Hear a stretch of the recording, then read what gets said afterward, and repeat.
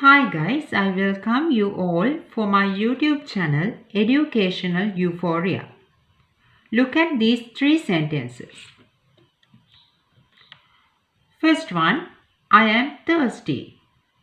Second one, she is German.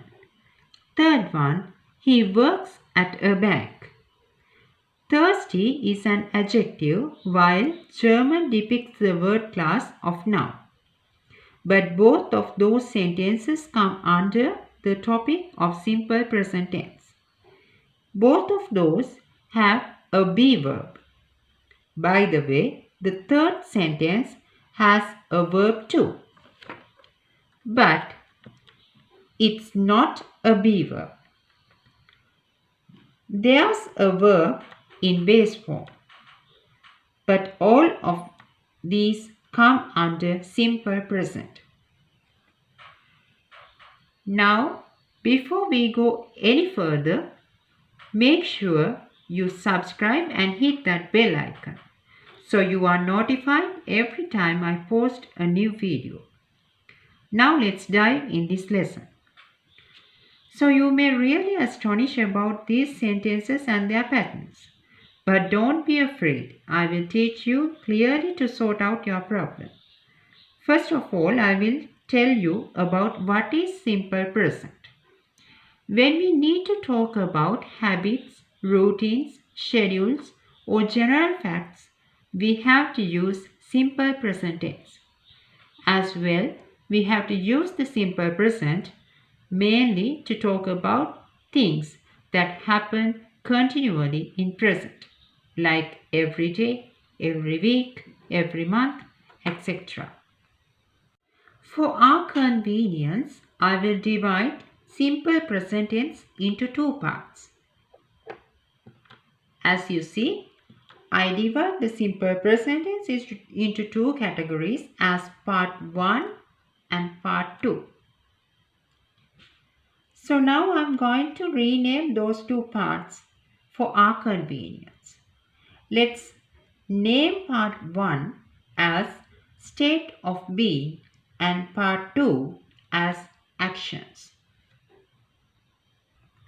It's not a major classification in English. I classified the lesson for those two types only for our convenience. State of being verbs aren't showing actions. This is the structure of these type of sentences. There's a be verb and most probably those types of sentences end from an adjective or from a noun. But remember, the be verb should be am or is or are because this is simple present tense. Now let's move for some examples under state of being. John is a doctor. They are hungry. You are happy. We are tired. I am thirsty. So that you can see that there's a be verb in every sentence at the middle of those sentences. A doctor is a noun, while hungry, happy, tired, thirsty, all those words comes under the word class of adjectives. So you can see that the be verb in first sentence is and from second to fourth the be verbs are and in the last one the be verb is am. So it's clear that there should be a be verb in the middle of these types of sentences. Now let's move for the second part. Second part is action. Let's look at the sentence structure first. Subject plus verb in base form plus object. Let's move for some examples now. He writes a letter. She sings a song. They help people. Alice and John work on weekends. We study French. In first and second examples, the subject is in the singular form. So, there should be a S at the end of the verb. But in third, fourth and fifth examples, the subject is in plural. So, don't put S at the end of the verb.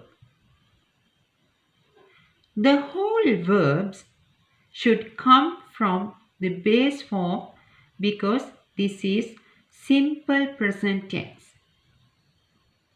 But note this down.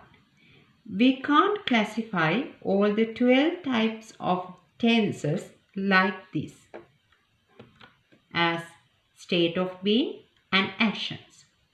Only we can classify simple present tense, simple past tense, simple future tense, present perfect tense,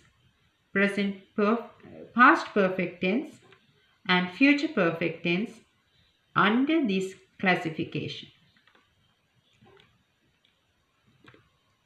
Any continuous can't classify like this. So, present continuous, past continuous, future continuous, present perfect continuous, past perfect continuous, and future perfect continuous are not following this method.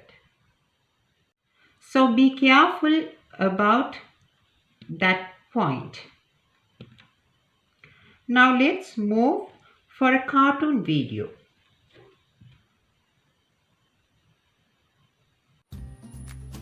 Alice is a teacher. She teaches English. She works in a school. Today is Sunday, so she is on leave today.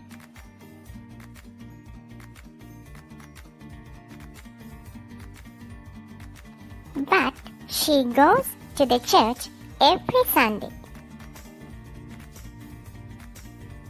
She sometimes visits the town too. She usually uses her car for this journey.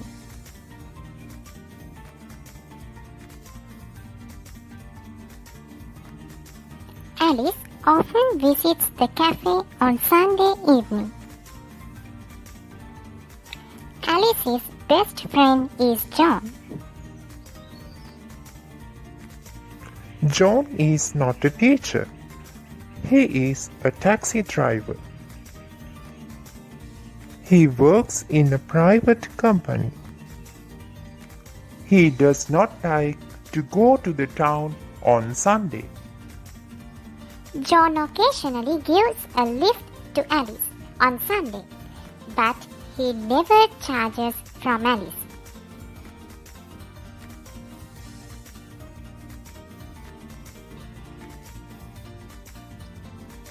John doesn't like to eat fast food from the cafe, but they rarely visit the cafe together on Sunday evenings. Can you categorize them according to the above method under state of being and actions? Try to do it. I will attach the PDF file which consists the sentences mentioned in the video in the description box. This is the end of this episode. In my next video, I hope to discuss about how to categorize the sentences which are mentioned in that cartoon video under these two categories. Secondly, positive structure of simple present tense under these two categories. And the third one, negative structure of simple present tense under these two categories.